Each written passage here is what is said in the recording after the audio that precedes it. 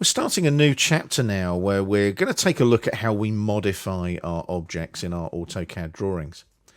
Now we do have a new drawing for you. You can download it from the library to follow along with the videos. It's called Office Layout.dwg. And you may find that we have some iterations of this drawing as we work through the chapter as well. Now we've got some objects in the drawing for you. So you'll notice we've got some walls and a door. We've also got here a desk, a pot plant, a somewhat dated computer, and a chair. Now these are all on their appropriate layers already, so you don't need to worry about layers. They're also AutoCAD blocks, so if you select one of them, it's all one object. We'll get onto blocks later. Just hit escape a couple of times if you have selected one of those objects. Now we're going to look at how we select objects. Now, watch what I do here. If I select the desk and click on it, it goes blue with its grip. Select the plant, goes blue with its grip, computer and chair. But you'll notice as I go along, each one of those objects is added to the selection set. If I hit escape a couple of times, they obviously get deselected. Now, that's great, but what happens if one of your AutoCAD settings isn't set the way it should be? Let me show you. If I right click, nothing selected, no commands running, and go to Options, and in the Options dialog box, go to the Selection tab. There's this little tick box just here, Use Shift to add to selection. If I tick that and OK it now, watch what happens. Desk, and then it goes to plant, computer, chair. If I want to add objects to that selection set, I have to hold down Shift and click on each one, like so. Not ideal. Some people like that method. I personally don't. And it's not the default setting. The default setting is the one I showed you previously.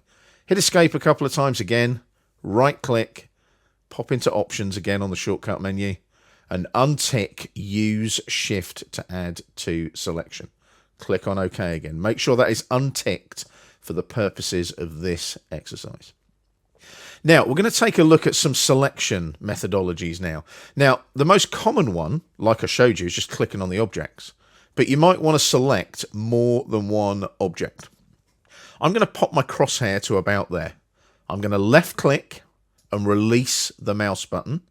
It asks me to specify the opposite corner. If I drag downwards to the right, you'll see a blue window appear. And as I go over the objects, you'll see them highlight. So I've got all of the objects inside that blue window. It's known as a window selection.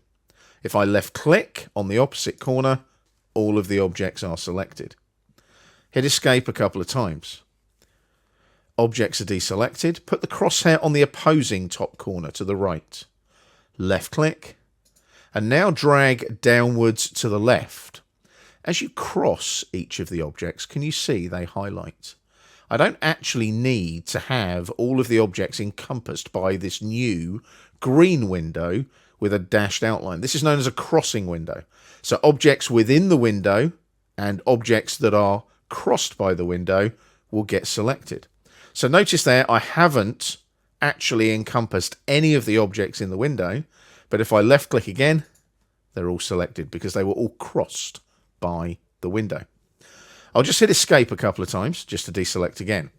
Now, there is a very weird little function in newer versions of AutoCAD that when it first came out, it used to drive me a little bit on the crazy side.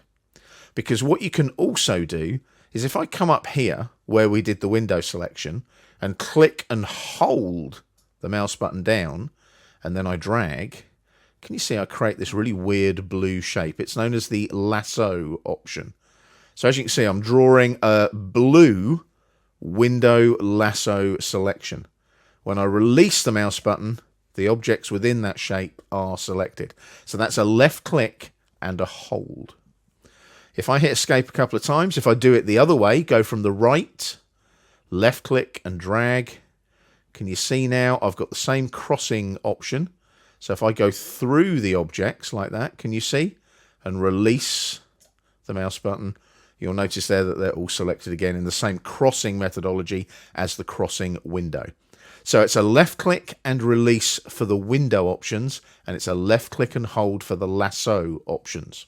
Hit escape a couple of times just to deselect. Last but not least, right click again and go to options. Go to the selection tab and you'll notice that there is a allow press and drag for lasso option right there.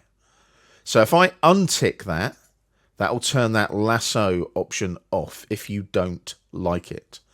I'm just going to leave it on because it is a default setting now in the later versions of AutoCAD. And I have to say it doesn't bother me as much as it used to.